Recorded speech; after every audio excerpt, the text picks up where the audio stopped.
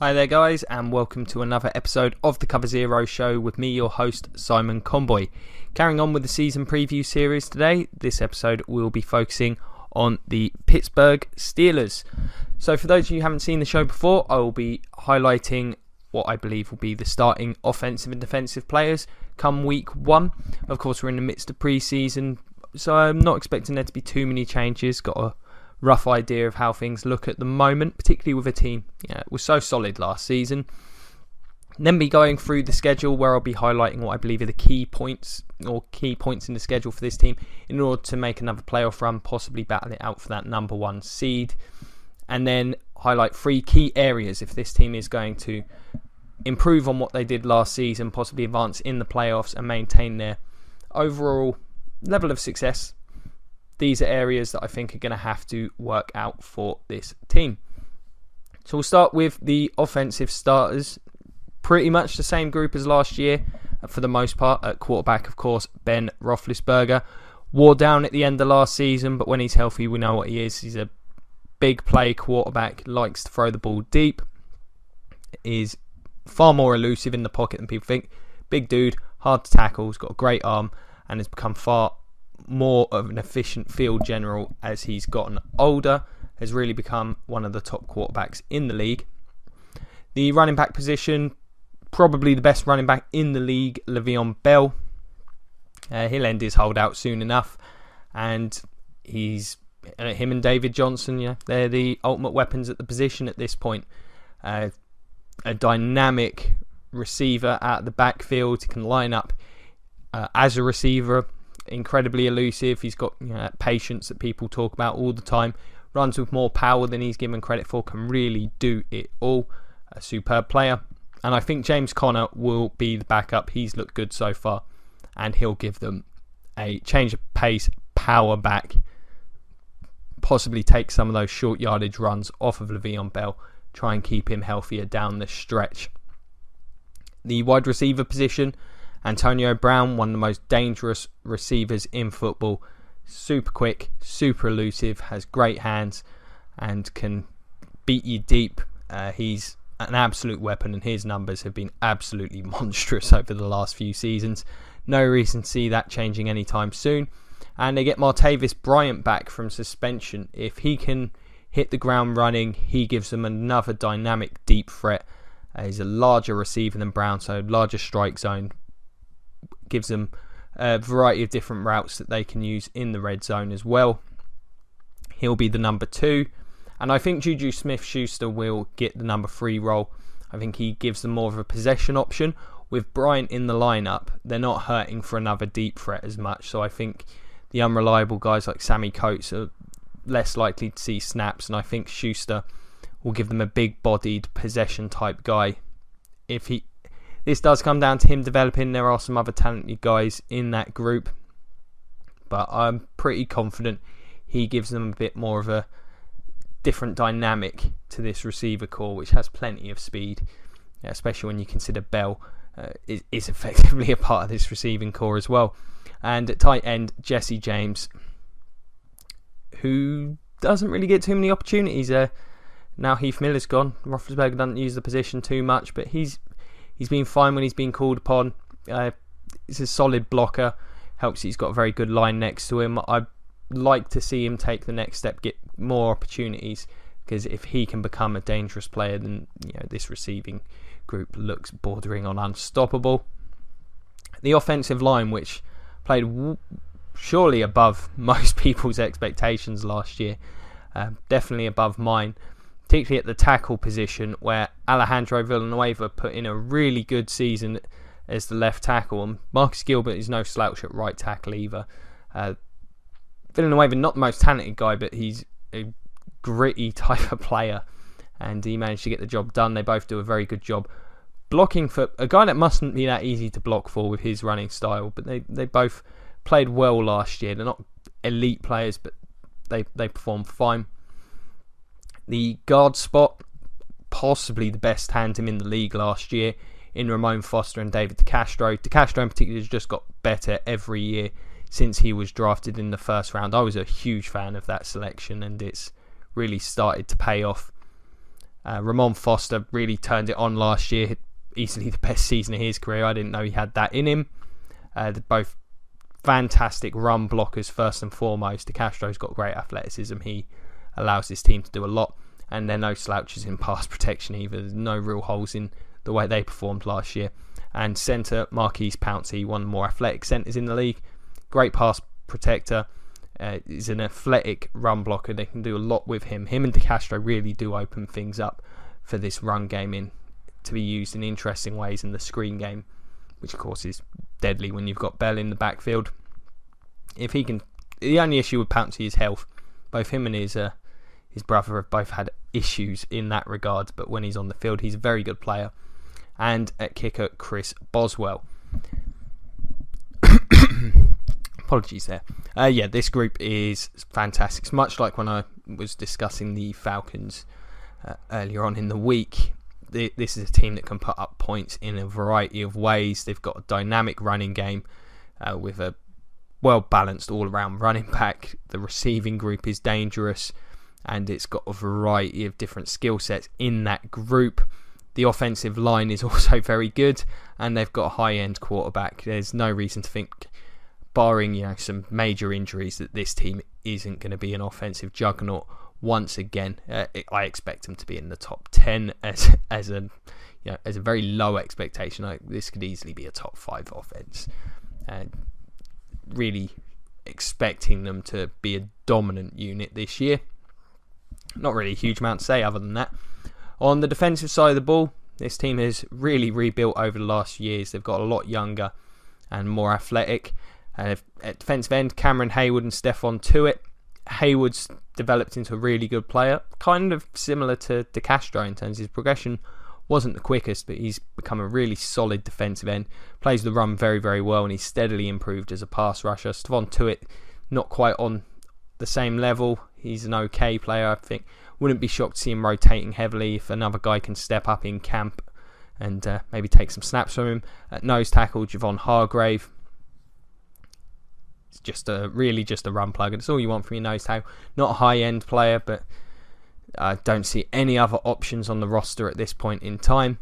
The outside backer position, I can't see James Harrison starting. I think he'll be used very much as a pinch hitter. Bud Dupree and TJ Watt, I've got as the guys getting the start. Dupree's steadily improved. Last year, played much better. He still needs to bulk up and play a little more physically for me. But he's become a good speed rusher. TJ Watt, I'm sure effort will not be an issue with him, nor will his physical style of play. I think he needs to develop, but it might take him a while to get on the field. I do expect Harrison to start in the early going of the season. I think over the course of a long season, especially at Harrison's age, Watt will eventually start getting the starts. It's a bit of an unpredictable group. If Dupree can continue to improve on what hits the ground running, I think they could be very good. If not, pass rush could be a bit of an issue. The inside back spot, Ryan Shazier is one of the premier inside backers in the league. He's incredibly fast, very dynamic tackler. Not the most disciplined in coverage. I'd like to see him improve there, but if he can get that, he's an absolute weapon. I think Vince Williams will get to start alongside him with long-time Steeler Lawrence Timmons gone. But that spot could certainly be open to someone else taking it. The corner group looks promising. Artie Burns played pretty well as a rookie, improved as the season went on. He's got a lot of speed, something they've not really had at the position. I think William Gay ends up getting a starting role, whether it's at nickelback or on the outside, simply for his experience. I think he could certainly be a very effective nickel for this team. And Ross Cockrell, who also flashed at times last year, and again, if he can continue to develop, this could be a very good group. It's a bit hit or miss how they're going to do this year, but I've got some confidence. I think they've done a really good job developing these defenders on this team. And at the safety position, Sean Davis and Mike Mitchell, these guys can hit and they can run. I'm not sure they're the most disciplined pair of pass defenders. We'll see how they get on this year. And at punter, Jordan Berry. This group doesn't have a huge amount of star power, but I do think there's a lot of young talent here, and I think they could end up surprising people, could end up being a really good group. I think it might once again be a bit slow at the start of the season, but they don't have many particularly difficult games there, so they should be able to get by. If things can come together quickly, bear in mind Cam Hayward's coming off an injury. I think they'll be fine. I think they'll be a middling group, but they're not going to have to be, incredibly dynamic. They're not going to have to keep teams, to between 10 and 20 points every week with this offense. So I think if they can be a splashy defense, that'll be the key, much like what I discussed with the Falcons. If they can find a way to generate turnovers, produce sacks consistently, then they'll be doing plenty to help this team win games. Last year, good season for this team, finished 11-5. This year I see much of the same. I think the AFC North is a pretty weak division. I don't see any of those teams realistically challenging the Steelers for the title this year. I think they'll manage to go 12-4. The early schedule is pretty soft, so I think this team can set themselves up nicely to go on a run and battle it out at the top of the AFC for the 1 seed. They've got the Browns in week 1, the Vikings, which could be a tough game, followed by the Bears, the Ravens, who I don't have much confidence in this year, and the Jags before they play the Chiefs. So that's certainly, 4-2 is very easy for me to see. I could see them possibly winning all of those games, the Chiefs being the big test there. And if that's the case, then I think this team is going to have a pretty comfortable route to the playoffs. I mean, the toughest stretch they've really got, they play the Titans, the Packers, followed by the Bengals and Ravens, which, big divisional games. If they're going to be pushed, it'll be by one of those two, you'd think. And then the Patriots toward the end of the year. But, this team, I think, is talented enough to take a couple of those games at the least. They'll certainly compete in all of them. And you'd think. So I think, I think it's just a case of seeding for this team. I really do. If they start hot, I just can't see any of the other teams within that division catching them. But, for this team to progress, have a better season than last year, and to maintain that position at the top of the division, there are 3 key areas for me. One of them is Ben Roethlisberger. He wore down at the end of last season and really did not play great in the playoffs or in the last 4 or 5 weeks of the season, possibly longer than that. They need to keep him healthy. He needs to not wear out his arm, because as good as this group is, he is the quarterback at the end of the day. Once the playoffs come, he's going to need to be nearing his full abilities for this team to be a true offensive threat to teams. The secondary is a big, as I mentioned, a bit of a question mark for me. As whilst the young players, as I say, they did improve, it is only year 2 for a bunch of them, and teams are going to have to throw on this team. I think they're going to be targeted, and I'm not enormously confident in the pass rush, so I think these guys are going to be tested. I think they're going to have to step up and improve on what they did last year for this defence to take it to the kind of level that they're going to want to be at. And the other receivers, the non-Antonio Brown receivers, they just need to be more consistent. There was a big problem last year when Antonio Brown wasn't being targeted. You didn't know what was going to happen. Lots of drops, some poor route running. It didn't seem like a particularly tough group. Now Martavis Bryant's back, and they've got Juju Smith-Schuster's a talented player.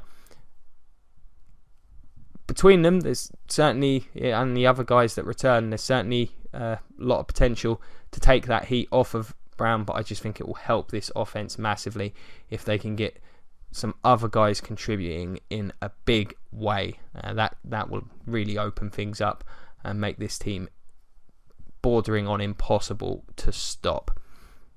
So there you have it. That's my assessment of the 2017 Steelers. Pretty confident this team is going to be playing in January. I'll be shocked if they don't take this division, frankly. If there's one division I feel probably most confident that it's between these guys and the Pats. So it'll be just a case of seeing where they end up seeded, they should be playing a home game. And expect big things from this team. As always, let me know, what do you guys think? Are there any players I should be keeping an eye on? Anything you feel like I've missed? Let me know. Just give me a shout. We've got the comment section below. We've got the Cover Zero Facebook page. Always happy to talk football, so get in touch and give us a shout. And as always, if you've enjoyed this, check out some more of the show. Only got a couple more episodes to go in this series. Every other team is covered at this point, barring the Patriots. In fact, just the Patriots to go. So, check those out if you've enjoyed this. Plenty of other stuff on the channel as well. I did my top 100 list. There's a whole bunch of different stuff. So, it'd be really cool if you guys could check that out. And if you do enjoy it, like, share, subscribe. Check out the Patreon. I'll appreciate every single aspect of that. If you can do that, it'd be great. I really do appreciate people checking out the show. I say it all the damn time, but it's very true. So thank you so much for watching. It's been a pleasure as always. Have a great evening, and go Bucks.